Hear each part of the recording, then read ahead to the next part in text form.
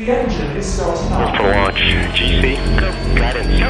Fido, go. Prop, go. GNC, go. Max, go. Eagle, go. Ecom, go. Pending final steps to cabin link check. 3, 2, 1.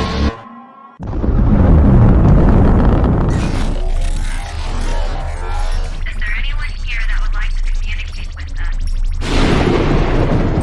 Can you give us a sign?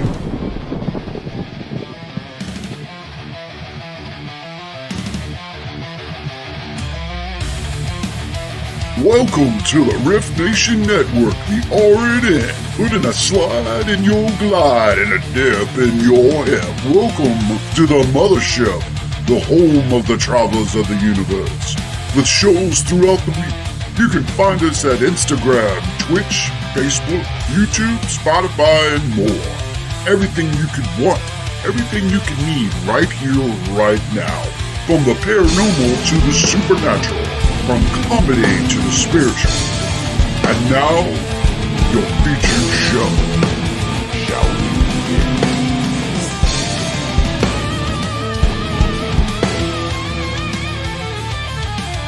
It's showtime, folks!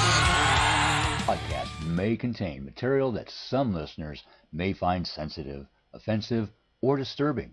We strive to create respectful and informative content, but topics discussed may include mature themes such as violence, explicit language, or controversial subjects, triggering content including discussions related to mental health, trauma, or other sensitive issues, explicit language. Occasionally, our guests or hosts may use strong language. While we aim to handle these topics with care and empathy, we encourage listeners to exercise discretion. If you find any content distressing, consider skipping or seeking support. Remember that this podcast is not a substitute for professional advice. If you need assistance, please consult a qualified expert.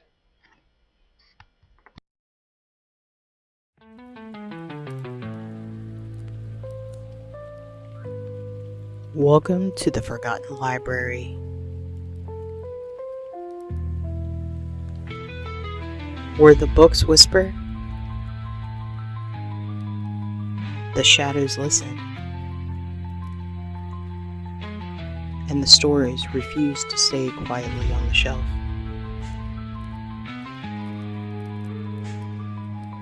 I'm your host, Christina Spencer.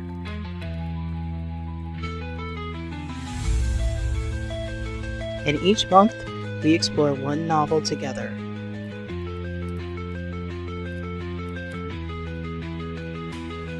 With 3 one-hour live episodes of immersive, read-aloud chapters.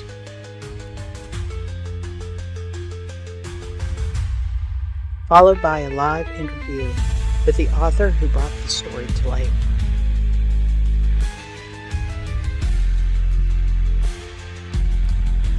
So find your favorite comfy chair, a soft blanket, and a hot beverage. Light a candle if the darkness scares you. And settle in for story time.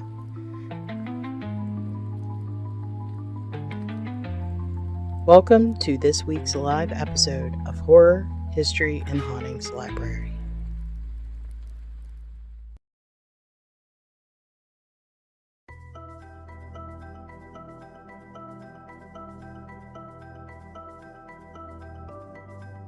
Hello, all my creepy little weirdos. I hope everyone's having a get it out early. Fabulous Friday evening. Tonight, my hot beverage of choice is hot cocoa with caramel. That's what I choose. I'm curious what your evening beverage is when you wind down from a hard day. And in lieu of lighting a candle tonight, I decided I was going to do some incense. So we're going to see if we can light this with this electric lighter we got for Christmas. There we go. Give it a minute.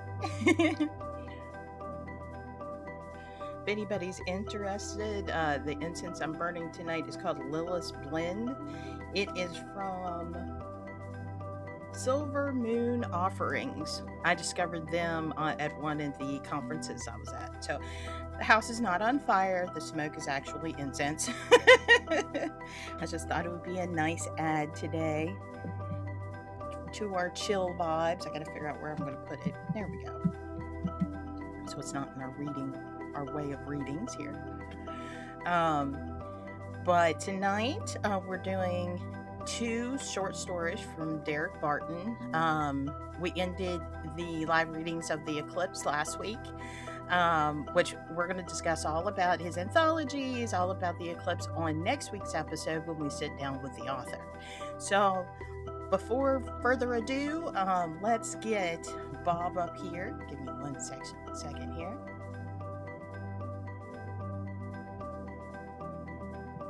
There we go. There's old Bob.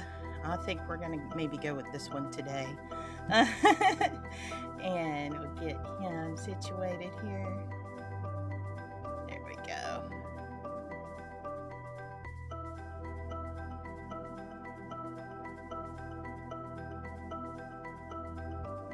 All right, there we go.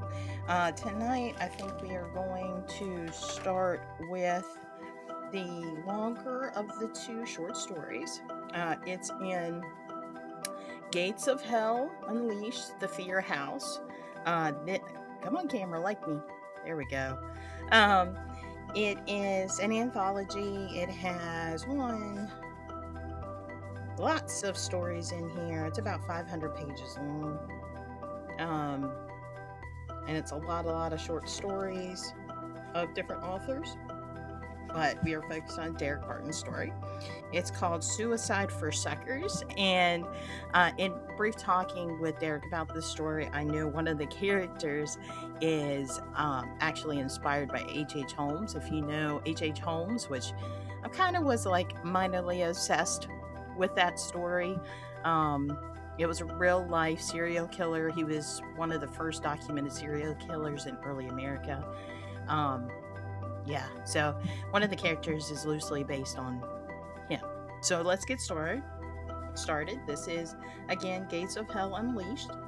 It's a short story by Derek Barton, and it's called Suicide is for Suckers. If anybody's listening, I hope the sound is okay with the background music and everything. If something's off, please let me know in the chat. That way I know I can fix it before, we get too far into the story. Okay? So let's get started. Suicide is for Suckers. Day 0. The streetlights swirled ominously. 4 walls of night surrounding and obscuring the top of the parking garage. Everything before Chad's eyes blurred and skewed inside a whirlwind. The concrete beneath his feet bucked and rippled. It was like a giant hand grabbed reality and spun the wheel. Vomit threatened to surge up his throat. Every sound was dull and muted. Even his heavy panting was barely audible. His back prickled with goosebumps as a sudden wind blew over his sweat-soaked dress shirt. The amber bottle of bourbon slipped from his grasp and shattered at his feet. He clutched at his car door with both hands, stood as still as possible, and waited for the world to slow down and stop.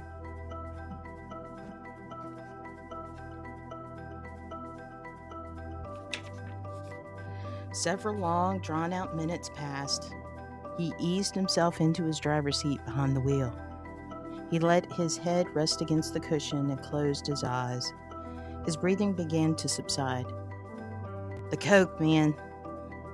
What was in that coke? His mind reeled in a wake of the drug effects.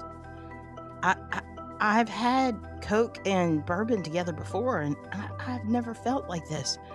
I'm going to kill Maxie. She gave me a tainted score. That stupid bitch. He opened his eyes. The street lights were back at their posts. They dotted the city landscape before him, much like sunlit dewdrops on grass. His tongue stuck to the top of his mouth. His throat was dried out. Husk.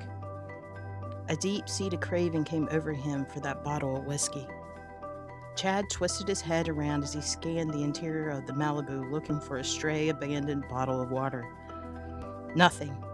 Only scattered napkins, straw wrappers, fast food wrappers, and paper bags cluttered the passenger side. He gave up the search when he spotted a crumpled pack of cigarettes. After bouncing one out, he found his lighter in the loose change tray of the car console. It only took a few deep drags to feel a calm descending over him. The cocaine still ran frantically through his veins along with whatever else was in it. But now that the young man was sitting in his car, Chad had a semblance of peace and control. The view of the city below as it sprawled along the mountains and rushed to the shorelines of the Gulf of Mexico was still breathtaking. He wondered how he managed to destroy the beauty of his life in the face of such amazing natural grandeur. The Coke. Every time it's the Coke. His brain quickly spoke up in case he had somehow not realized that first. I'm not stupid. Top grades in high school. Star in track and field. I graduated with a business degree from ACU. I have worked and managed a bank branch for 4 years. He wasn't an idiot, but still not smart enough to avoid being an addict for 2.5 years. The day at B&O Financial had ended abruptly at 12:25 p.m. when Vice President Douglas Brampton walked in on him doing 3 lines in a janitor's closet. First mistake. Escorted out of the branch building by security around 1:17 p.m. Call to fiancé Tess Fields. Second mistake. By 3:11 p.m., Chad was a single man again. After finding Maxie and a score of fresh stash, he drove over to the Total Wines and Whiskey on Lehman Avenue. 4:02 p.m. Third mistake. Chad glanced at the Malibu's dashboard clock. It was 2:11 a.m. He shook his head in disgust. The last 5 hours were an opaque void, an abyss that could not be revealed, or what were his actions. The Malibu sat idle and parked at a bad angle on the empty rooftop. Did I just get here, or have I been here all night? He sat up and scanned the hood. Doesn't look damaged, so I doubt I hit anything. Scoffing and shrugging his shoulders, he settled back. The heaviness settled on him, pressing him like a barbell into his cushioned seat. Tess was not the love of his life, but she had been very good to him to this point. She was a red-haired beauty with an actual head on her shoulders.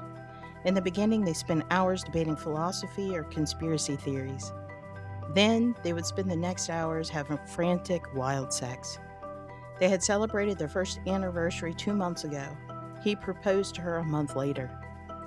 He couldn't fight her logic and recalled her words of damnation. How dare you expect me to trust you? I never saw you take drugs. Now you're telling me you just lost your job for coke? I don't know you. After what happened to my brother? Her words had choked off in a sob. I don't know you. Never call here again, asshole. Click. 3 missteps. No, that would be 3 strikes. You're out, man. Game over. Over and out. He stumbled out of the car. His legs were pretty shaky. The wind had picked up and he approached the ledge. He felt the light spattering of raindrops. First, Chad looked up at the fast-moving clouds. The sky was getting overcast. A surging storm was sweeping in from the bay. He leaned over the waist-high stone barrier, scanning the street below. He was in a 7th-floor parking garage. A busy street below, even at this hour. Cars lined up both directions and cars parked on both sides. However, there were no bystanders. No one was walking the sidewalks or loitering in front of the few shops that called Descartes roadway home. Descartes roadway home. 3 strikes. You were out, Chad. Go home. He took a deep breath and climbed on top of the barrier. That is a fine watch you have there, Mr. Bovius, a masculine voice called out from behind. It was smooth with a slight southern twang. The words hinted at notes of refinement and intelligence. Chad snapped to look over his shoulders. A slender man, not gaunt or athletic, but trim, leaned against the silver Malibu. What? I said you have a fine watch, a limited edition silver and gold 23 Belova Octava. Yes, it would be a shame to damage it in your fall, don't you think? The man flashed a perfect smile with the bright teeth and an earnest expression and a wry grin. Beside the carefree attitude, he wore a dark brown suit, a vest, and a matching derby with a black band. His face was thin with a short, beak nose over a reddish-brown goatee. It's not for sale, man. Fuck off. Posh, my good man. Everything is for sale. Everything and every person has a price. The wind gusted and Chad teetered on the edge. His arms shot out to either side, helping him regain some of his balance. But the wind fought back.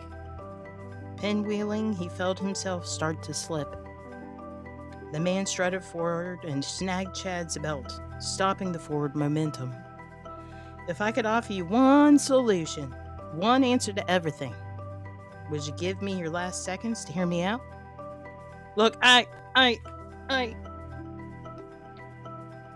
Or I could let go, he said, stepping forward a few inches.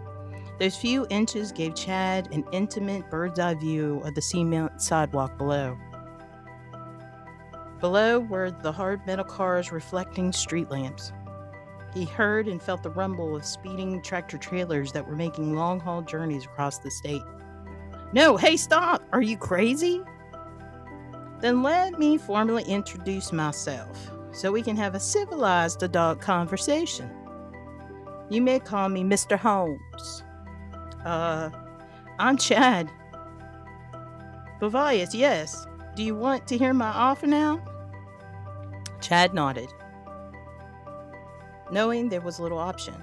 As quick as he had been ready to throw it all away, the act of climbing onto the ledge had ended his drug stupor. Hanging precariously 70 feet or more in the air by his belt and completely sobered him up. He never felt more alive. All 5 senses thrummed with a vibrancy overriding his sanity. What do you want, mister? It is Mr. Holmes. I won't say it again. His grin had vanished. It is not what I want, but what I can offer. Chad sighed with relief as the stranger helped him back into the garage, plopped down to rest with his back against the barrier, and said, All right, I'm listening. What would you say is your biggest obstacle in life? What has always got the better of you? Or who, perhaps? You tell me. You seem to know me already. A black wooden cane with a curved handle resembling a snake appeared in his hand. He whipped it up and punched Chad hard in the chest. Mr. Holmes then brought it to a spare 2 inches from his left eye. Time is of an essence, and I don't take to fools. They say that every 17 seconds a man takes his life. I do not need you. You need me. Are you going to drop your attitude, or do I throw you off the garage myself? The steely look in Mr. Holmes's eye spoke the truth. He was ready to end Chad's life. Sorry, he gulped. His hand rubbed absently at the spot where the cane had struck.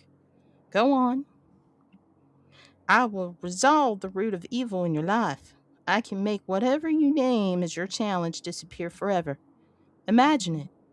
It's not an offer of instant success, but true power to succeed on your own merits. You've always wanted to prove yourself. Make everyone eat their doubts. Chad couldn't help himself. He giggled and then cackled. The words tumbled out. Oh man, you had me there. You got me good. Quite the sales pitch.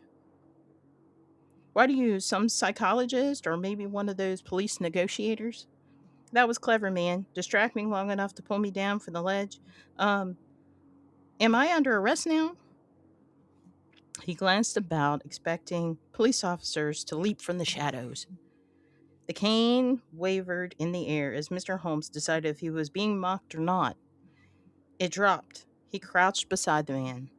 His hand shot out and caught Chad's neck in his empty palm. 5 minutes ago. See what you almost did?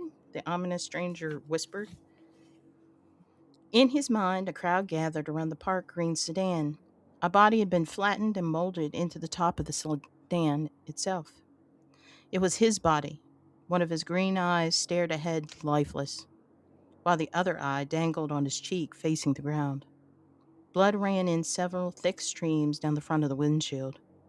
One broken arm jutted in two different directions and sported the Belova Octava with a shattered crystal facing. Suicide is for suckers, Mr. Believus. What is the root of your evil? Tell me. I'm I'm a drug addict. I can't stop. I don't even want to stop. Easy, see, that wasn't so hard to answer. Mr. Holmes rose, straightened, and rolled his shoulders. The cane was gone again. Do you know where you are tonight? Do you know this address? Yes. Good. Then in 60 days you must come back to me. Stand before me and prove my gift had not been wasted. Chad struggled to his feet. What do you get? What's the price? A flash of his blazing white teeth split the stranger's face as he smiled and then winked. You are a shrewd banker. Every soul is tainted. It is only natural. The world is filled with temptations and tests. So every soul has a penance to pay in one form or another. I pay mine by saving good men, keeping good from their foolish decisions.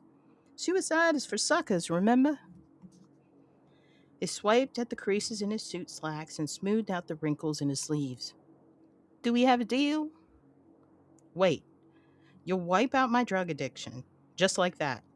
And the only thing I need to do is come back here? Or else what? You pay my penance by your good karma and deeds in the world. Mr. Holmes stopped. His eyes filled with blood. A growl began in his chest. You fail me, then you'll pay me in another way. For eternity. Chad watched as his hand, with a will of its own, extended and shook Mr. Holmes's hand. Okay, let's check chat messages real quick. It said Holmes is also being said connected to Jack the Ripper. Yeah, there is some. There's an absence in the timeline for H.H. Holmes during the Ripper killing. So some people suspect that maybe he went to England during that period of time and committed the Ripper murders and then came back to the United States and then kept on with his con man ways and his murderous ways at the castle. At the murder castle is what they called it. It's now a post office. But yeah, if you ever are interested in H.H. Holmes, it's a fascinating subject. It really is. I've thought about doing a podcast or a video on it eventually. Let me get a sip of something and then we'll dive right back into the story because that's all the chats we have right now.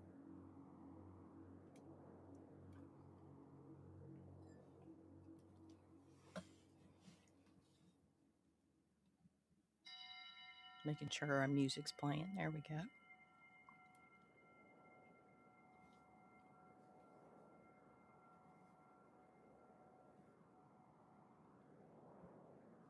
Okay. Day 1. First cut.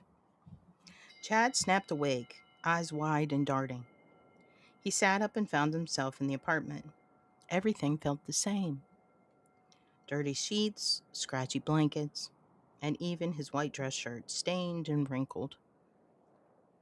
His pants were crumpled up, lying in a chair next to the small window.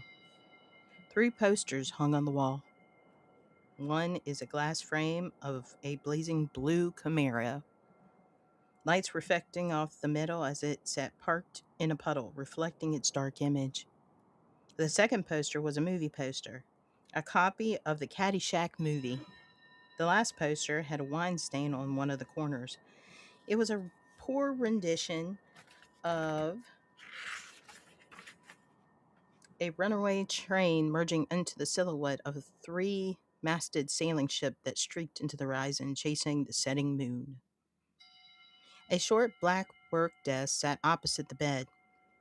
It had his car keys, wallet, cell phone, and a cigarette pack. Piles of napkins and a couple of pizza boxes were stacked on the corner. He did the majority of his work in that office. All signs indicate home, his place on 77th Avenue. He yawned, stretched, and pulled his legs free of the covers. Wow, I'm feeling good. Not even a hangover. Chad got up, to his amazement, and shambled down the hall into the bathroom. In the mirror, he looked like shit despite what his body indicated. His face was thick with stubble. Crusties rimmed his eyes, and there was dry drool and bourbon on his chin. His thoughts were slightly foggy, as per the normal morning haze, but the newly unemployed had found he couldn't remember how he got home. Plucking open one of the sink drawers in the bathroom vanity, his fingers rummaged for his pipe and lighter. As his hand was wrapping around the glass tube, he froze. I'm good. I don't even really want it. The pipe dropped back into the drawer, and the drawer was shut without hesitation. They smiled at his reflection. I'm good. Holy shit. I really do not need it a bit. Above his collar, he noted a spot of red. Christ, another new stain. His fingers pulled back the collar to reveal a long scratch, razor thin. It had bled in his sleep. The whitish t-shirt had a half circle of blood, almost a pie plate size. He ran water on the hand towel and blotted the cut. It helped. Where did that come from? Chad mused. The flash of an obscured face popped from memory. A dark brown suit, a stylish derby, a black cane, a murmur of conversations. What is the root of all your evil? Tell me.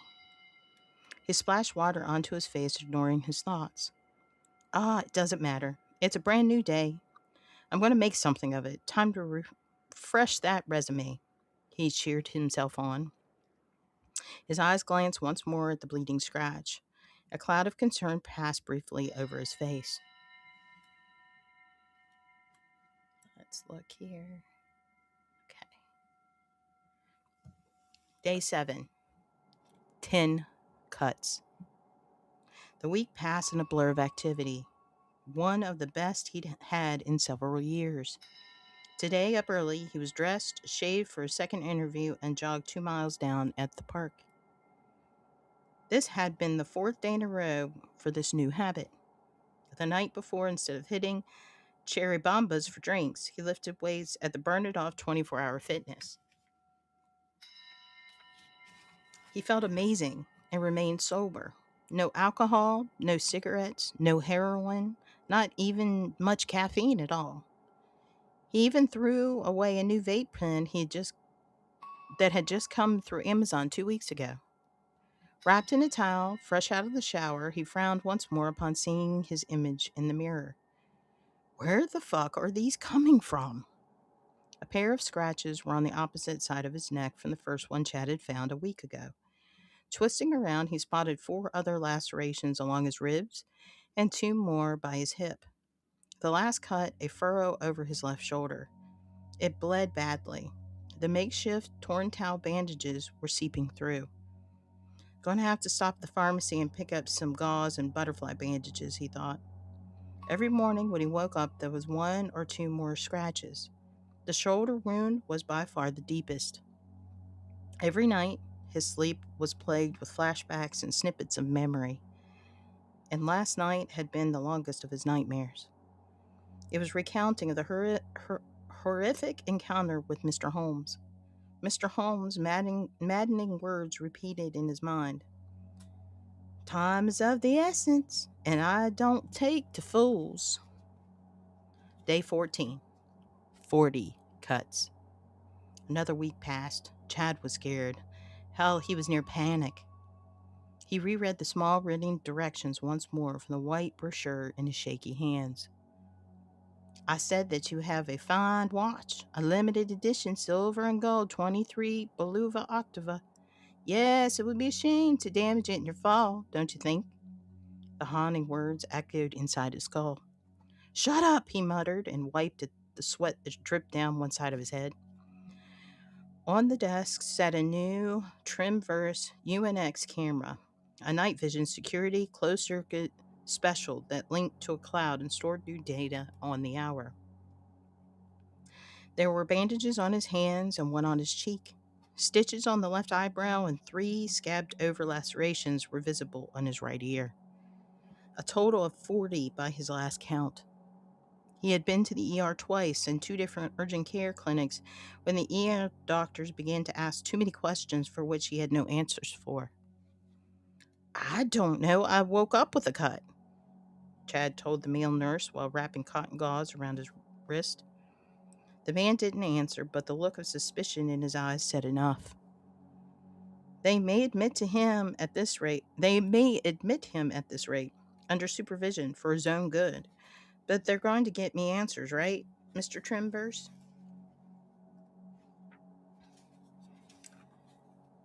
He connected it to the tripod standing next to the desk.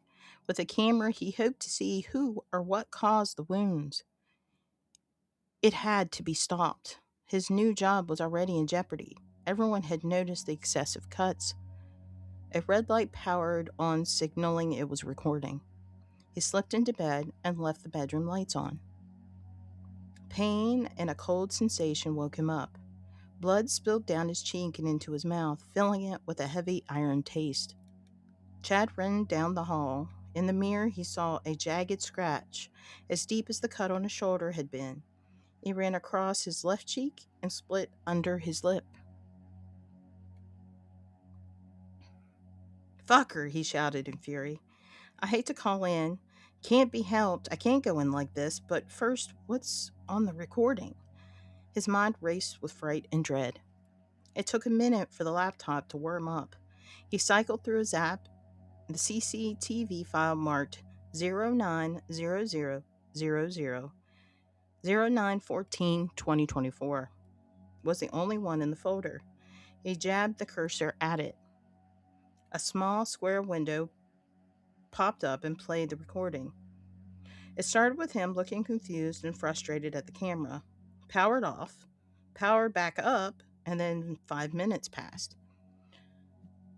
But you're going to give me answers, right, Mr. Trimverse? Chad's voice repeated back to him. Then the recording showed him climbing into bed. 14 minutes of tossing and turning later, he fell asleep. The video went dark. It continued to record another 6 hours, but all was pitch black. I do not need you, you need me. You're going to drop your attitude or I throw you off this garage myself. I should have jumped, Chad said flatly. Day 30. 107 cuts. Chad leaned forward against the desk for support, using one heavy bandaged hand to manipulate the mouse on the laptop screen. Search spontaneous injury scratch. No search results. Search skin disease injury scratch. No search results. He sighed, then coughed. Blood oozed out of the side of his mouth. His head throbbed from the horror of the last few weeks. He hadn't been able to sleep more than 2 hours a day. Exhaustion and blood loss exacted a heavy toll.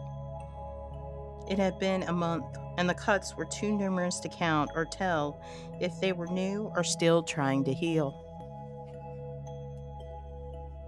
The clock at the edge of the screen showed 9:12 a.m. His stomach growled, but Chad willfully ignored it. Money was tight. The last time he called out Jennings, his manager said, "Your position will be given to someone who can be present." And the rent is due tomorrow. Blood dripped from his seat. A long laceration sliced down the backside of his leg, opening up again. He shook his head at the sight of it. How can I go on? I can't find any help online. No one knows what I'm going through. The ERs and the clinics are out. Mercy Memorial nearly institutionalized me the last time. Chad stood and walked gingerly down the hall to the bathroom. He scanned his reflection in the mirror, again swaying back and forth. His entire chest was wrapped in gauze now. Torn strips made from bed sheets swathed his head.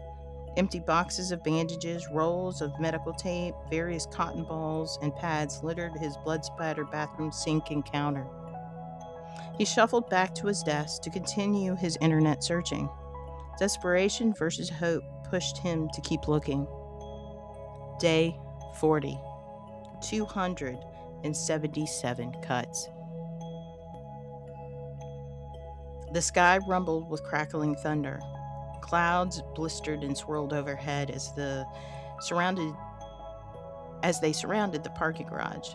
His Malibu headlights provided the only source of light. The man stood in silhouette, his arms stretched out straight at his sides in a crucifixion position. Chad walked toward him. Why? Why won't you stop? Are you doing this to me? He pleaded. No answer. Chilling rain erupted from the sky, and downpour sprayed him. He wouldn't stop before standing in front of the man, the monster, his mind corrected. Talk to me. What do you need? Silence. I suffer no fools. Loud laughter erupted in his head. An image popped into his mind of a toothy smile, a wry grin, and that mocking smirk. You've always wanted to prove yourself, make everyone eat their doubts. You've always wanted to prove yourself, make everyone eat their doubts. You've always wanted to prove yourself, make everyone eat their doubts. Chad fell to his knees, gripping his temples. Please, please. What? Why? Mr. Holmes stepped down from the ledge. Car headlights exposed his torso and legs. The rain dwindled to a light sprinkle. You're running out of time. Tick-tock. Are you wasting my gift? You cheated. You're We made a gentleman's agreement. Be back in this spot in 2 months, Chad. You do not want to disappoint me. A crash of lightning woke him up from the nightmare. The crash evolved into a pounding on his front door. He laid motionless, too weak to move or care. His eyes closed again. The heavy pounding continued. Day 49. 487 cuts. Dr. Richardson, paging Dr. Richardson, for lab 432. The loud voice jarred Chad awake. His eyes felt heavy and desert dry. He scanned the small room around him. He lay in a hospital bed, his upper arm in firm leather straps secured to the guardrails. An IV bottle stood on the left, and a vitals monitor beeped loudly behind. His mouth was tight and jaw muscles stiff. White bandages and fresh gauze covered nearly every inch of his body. A man appeared, in his late 40s, with blonde, going silver hair, brown eyes surrounded by heavy, premature wrinkles. He carried a cluttered clipboard and a maroon pen, which was tucked behind his ears. He stood at the front of the bed and noted Chad watching him. Ah, that's good, you're awake. I'm sure you have questions, but let me check your stats and med charts. I am Dr. O'Bannon at Grand Junction Hospital, by the way. A few moments later, he began again. You won't be able to talk, Mr. Boveus, your lips were badly split. They had to be stitched together. The stitches will biodegrade and disappear on their own in a few days. To prevent infection, we are feeding you intravenously. He extended his hand to touch Chad's left.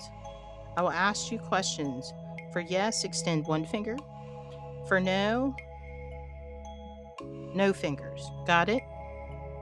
Chad moved his index finger in a dreadfully slow gesture. Good, the doctor replied. Now, do you know how you got here? No movement. A few days ago, you were brought in by ambulance. Your landlord found you unconscious in your apartment and called 911. When we saw the state of your body, we concluded you had a manic episode of some type. Do you remember the scratches, the cuts? One finger went up. We sedated you and gave you blood transfusions to stabilize your condition. However, our night nurse noticed new cuts on your face. She thought you must have done it in your sleep. Thus, we strapped you in. A day later, an orderly spotted blood coming from your mouth. Somehow, a pair of new cuts had almost severed your tongue. We realized this was not your doing. The best guess we have is that you have some sort of skin or muscle disease causing spontaneous fissures. We have been maintaining your bandages and giving you fresh blood. Do you understand all that I've said? One finger went up. I have bad news, though. 3 cuts on your right arm grew too infected. The inflammation had been severed when you came in. Oh, the inflammation had been severe when you come in. I'm sorry, we had to amputate it. Chad stewed inside the silent prison of his mind. He couldn't scream in horror or frustration at the violation and loss of his arm. He wasn't angry at the doctor or the hospital. More feelings of outrage at the news. He was young and healthy before all this. Well, not really healthy, but I was functional with the drug addiction. Capable and intelligent, now I'm reduced to this mummified, butchered state. It was torture. The lacerations would continue despite the doctor's tests and theories. This was a curse. They had released his left arm now that he was awake and pumped heavy antibiotics into his blood, which helped. But this wasn't going to stop. Mr. Holmes? Chad stared and wept at the sight of the bandaged stub where his right arm had been. Hours later, he felt pressure on his leg. A pair of young female nurses lifted his leg with care while unwinding the old gauze. Oh yeah, murmured the older of the pair. She had her back hair in a bun. You see that, Stacy? It's getting darker along the opening. We better let Dr. O'Brien know about this infection. They left a few minutes later after they replaced the bandages. I have to escape. They don't know. They don't understand. Chad panicked. If they remove my leg, I'm done. I'll never make it to the parking garage in time. I must get out of here. Day 55. Day 55. 101 cuts. No, day 50, 501 cuts. Sorry about that. His breath hitched in his chest. His lungs burned as if they were filled with lit gasoline. Chad tried to calm down, yet this was a race of his life. The darkness of the closet made his search difficult to find anything. His hand explored for blankets or something with a hood or a jacket of some type. On the 3 a.m. nurse's shift, Chad had pulled himself free of the machines. Several scabs burst open from his activity and blood ran freely down his back. He stole a wheelchair, sitting empty in the hallway outside his room.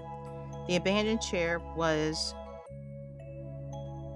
his biggest stroke of luck in the last 2 months. Afterward, he slipped into a storage closet near the lobby desk and watched the attending nurse. When she left a few moments later to answer a cold blue distress call, he moved in and snatched her ID badge. Another lucky break led him to one of the floor's pill dispensaries. In his lap was every possible plastic bottle he could find with antibiotics. They clinked together with every one of his movements. Time was running out. They would note the drops of blood on the floor at any minute. You are running out of time. Tick-tock. Are you wasting my gifts? Mr. Holmes' voice purred in his head. Yes, I know. I'm coming, damn it. One of those orderlies spoke about a wing, the northeast wing under construction. I'll go out there unnoticed. He slipped a blue raincoat on and draped a blanket across his lap. You fail me, then you'll pay me in another way for eternity. Day 61. 665 cuts. Chad panted, his breath more wheezing than inhaling or exhaling. His left arm ached as it bulged from his exertion from one arm willing itself to the entrance ramp of the 7th floor of the parking garage. He was unsure how long it had taken. At a guess, the climb began at about 4 or 5 in the late afternoon. The Belova had long since disappeared. The sun was down. Night had come and grown quite chilly. The blankets wrapped around him were coarse, dirty, and ripped. It had taken 6 days to cross the city to get to the parking garage. He had spent the last few days living in the garage. Each day he climbed 2 levels. The sores continued to fester, crack open, and weep endlessly. The fever burned and cooked his brain, at least for the last 3 days. He had gotten through it. I beat you son of a bitch, his mind cried out in defiance. As Chad pushed the wheelchair forward and out into the air of the open roof, he spotted the demon. Mr. Holmes stood motionless, perched on top of the concrete ledge, his arms extended in the same crucifixion position from his dream. On one wrist twinkled light from Chad's silver watch. The derby was down, and the man did not acknowledge him or look at him as he approached. Within a few yards of the sinister figure, he screamed in frustration and righteousness. I made it! I'm here! Look upon me! There was no response. Rain erupted and poured from the sky. Chad Buvas realized their dance had come for a circle. Look upon, he demanded, although his words were muffled by the crusty bandages and the remains of his butchered lips and cheeks. Mr. Holmes brought his arm suddenly forward, clapping. Indeed, sir, you are here. He raised his head. His face was a mask of dripping blood. Full white eyes, 3 times their normal size, bore into the mutilated man. These eyes were emotionless, a doorway into an empty void, portals into the infinite, like an endless fall. Indeed, I do so appreciate your efforts. As they say, late but not forgotten. That wicked wry grin showing through the blood, the ivory teeth beamed with an infernal glow. You said I had 2 months. I'm here. Free me of your curse, bastard. I only failed if I didn't show. Mr. Holmes slowly shook his head. No. Perhaps, Chad, in your dreams, I said 2 months. But I clearly said that you had 60 days. We began our dance on September 1st. 60 days shows on the calendar as October 30th. Today is, of course, my favorite holiday, Halloween, October 31st. But, Chad mumbled, confused and near complete exhaustion. 1 day late. I'm sorry, Mr. Bavius, but you have not honored our agreement. He then extracted a massive serrated knife from the inside of his suit jacket. The handle resembled a black snake head with twin forked tongues protruding to form its blades. A dazzling flash of lightning flickered and flashed in its cold reflection.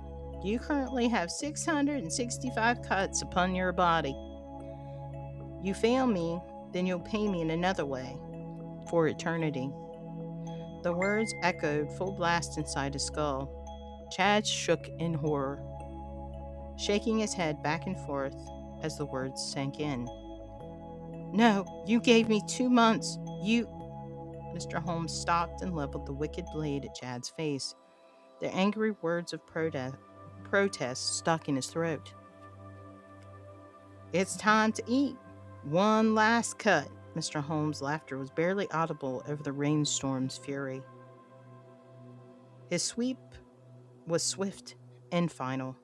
The blade cut through the air easily and sliced the top half of his skull just below his eyes.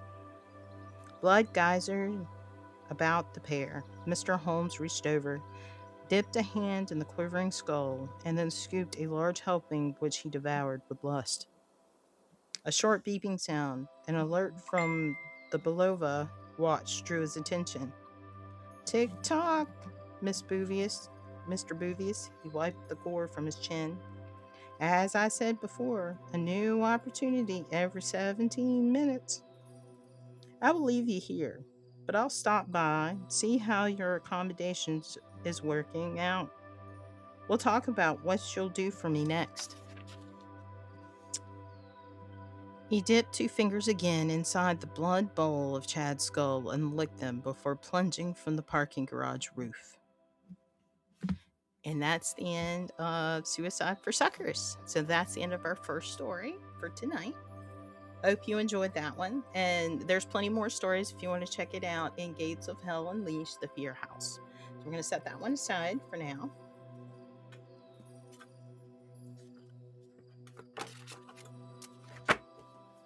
And on to the second story.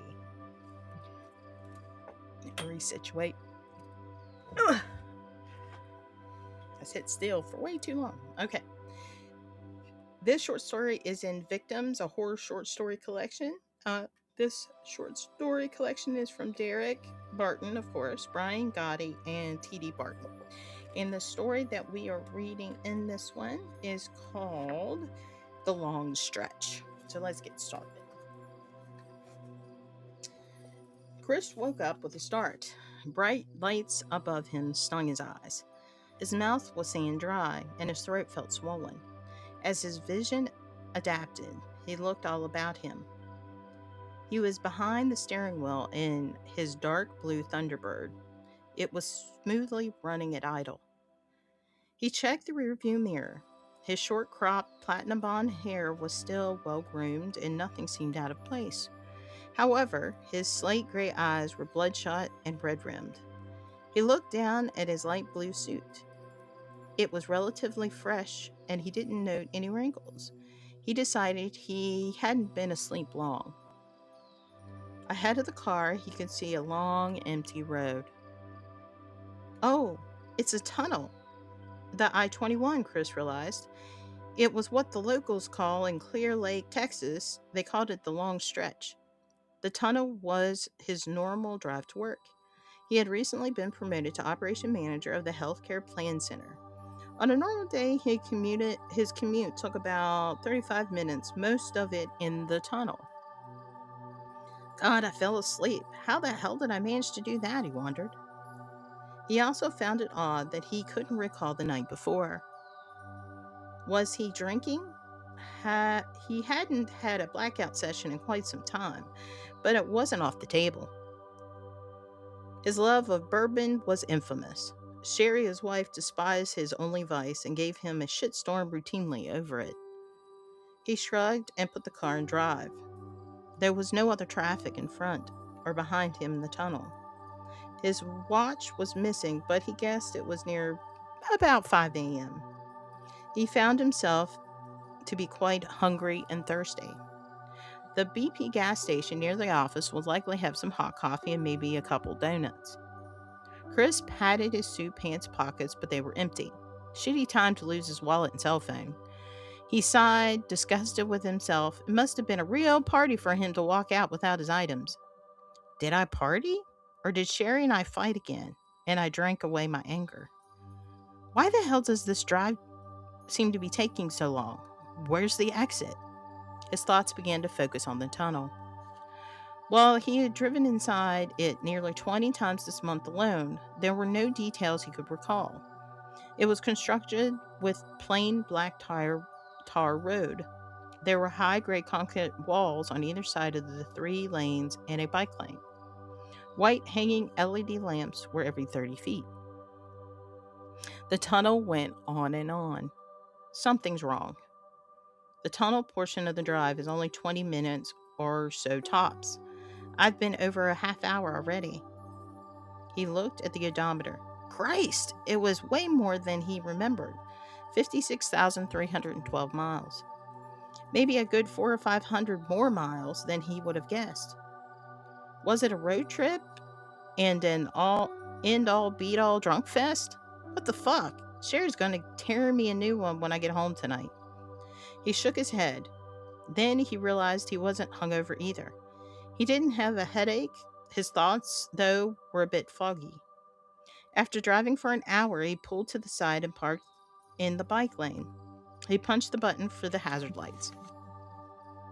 He then opened the glove compartment, looking for his phone. In it, stuffed on the side, was a silver flip phone, maybe one of the old Motorola's. It was not his iPhone 13. There was nothing else in the compartment. His registration paperwork and insurance papers were all missing. He retrieved the phone and examined it. It was fully charged and had the current time of 3:52 a.m. on it, as well as the date of 9/18/2029, but nothing else on the display. There were no contacts listed. He checked the history and only found one listed number had been called. It wasn't familiar, but he dialed it anyway. It rang 3 times before an automated robotic voice answered. Christopher Anthony Todd, pending 23 days. It disconnected without even prompting him to leave a voicemail message. Pending what? And what did it mean by 23 days? Starting to feel anxious, and with his temper beginning to boil, he began to put the car in drive. It was time to find the freaking exit. Another hour passed in the long stretch. Chris swore the ceiling was lower and the lanes were getting narrower. The road was crushing in on him. When the odometer hit 56,412, another 100 miles since he first checked, he hit the brakes and screamed in helplessness. He pounded his fist on the dash so hard that it cracked suddenly, formed and split the smooth, rubbery surface. God damn it, where am... A flash of memory cut his thoughts off. Cher was next to the dresser in the master bedroom. She was standing in a pink and purple pajama top and panties, combing out her long auburn hair. He was coming out of the bathroom, shouting and stumbling. He was very drunk. His shirt was unbuttoned, and it had fresh drink stains on it. She was screaming, "I am sick of your lies." He had screamed, "Shut that bitch mouth of yours," right before he swung wildly and punched her. She flew back and sprawled across the bed. Guilt and shame washed over his features.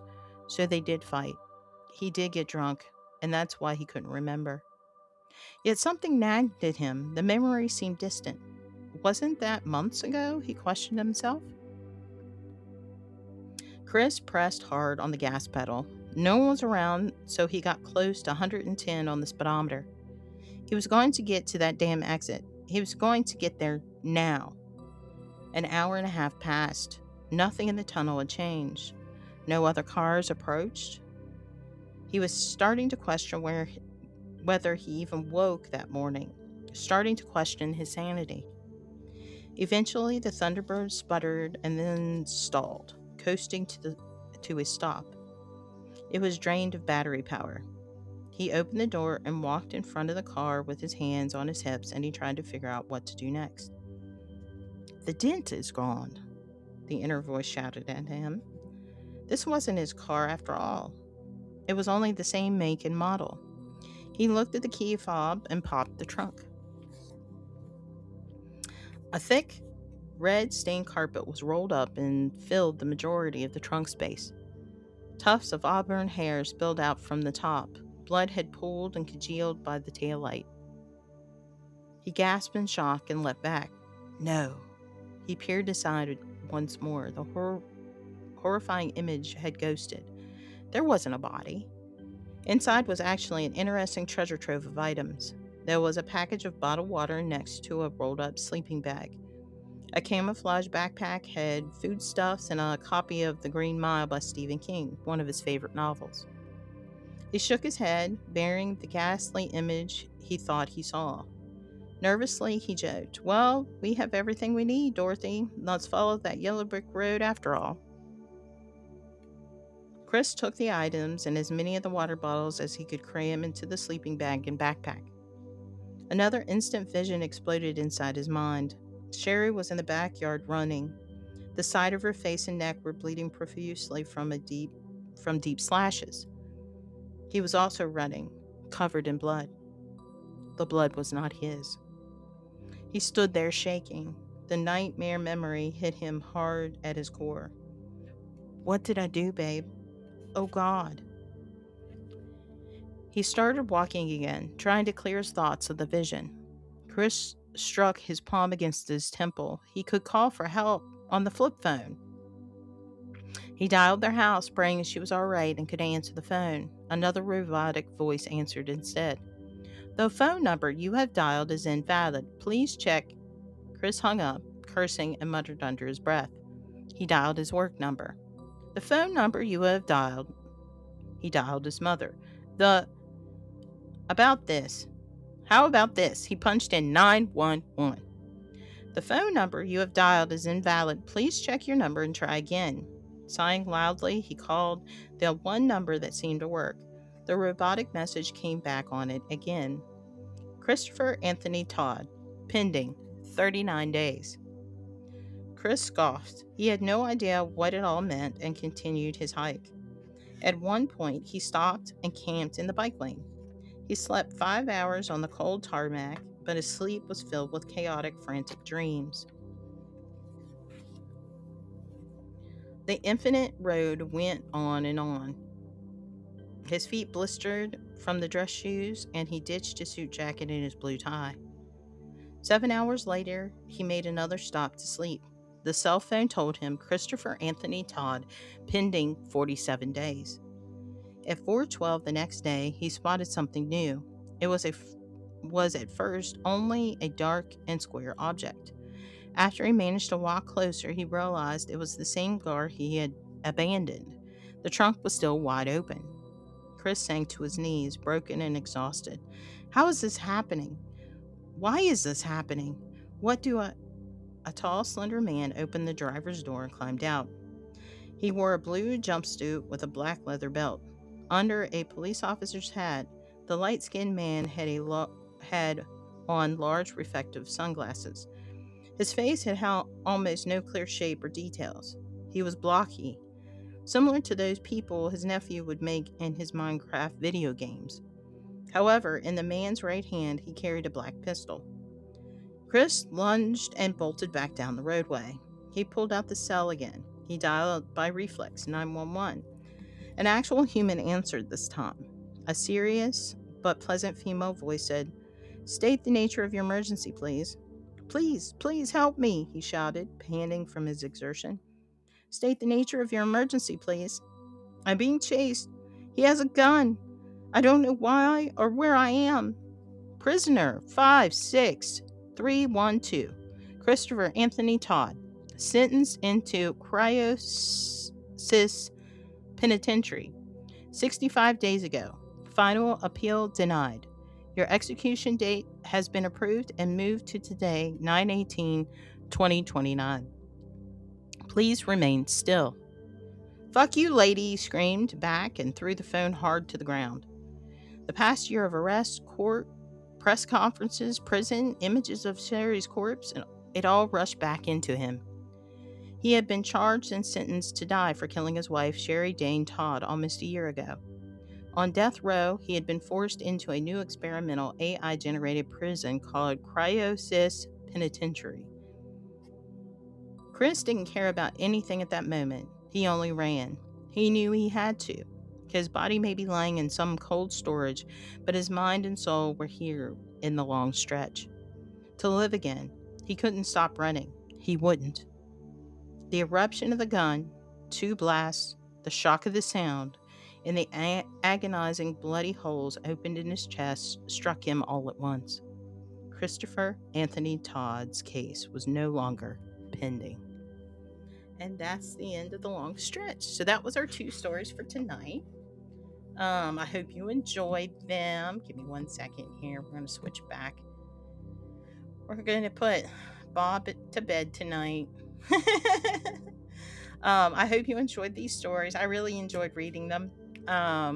And please tune in next week. Next week, we are going to have Derek Barton in the hot seat. We're going to be interviewing him, discussing his stories, where he gets some inspiration, maybe some info about being an indie author and any advice he can give new authors. Make sure you stay tuned for at 9:30 next week. And following that, we'll be starting our new author spotlight, which is going to be Al Cooley. And we will be reading, hopefully the camera will like me enough. We'll be reading Spencer's Ghosts, The Guardian. And it's the first. He said that he's actually working on another book that goes to the series. I've already finished this book. I'm excited to start reading that one too and introduce you to Al. He's a great guy. Same thing with Derek. All my authors that I've been working with have been fabulous and so supportive, and I appreciate you all. And I appreciate all the viewership and the love and support this strange little project of mine has gotten. I love you. And as always, thank you for watching and sweet dreams. Bye-bye, guys. Love you. Mwah.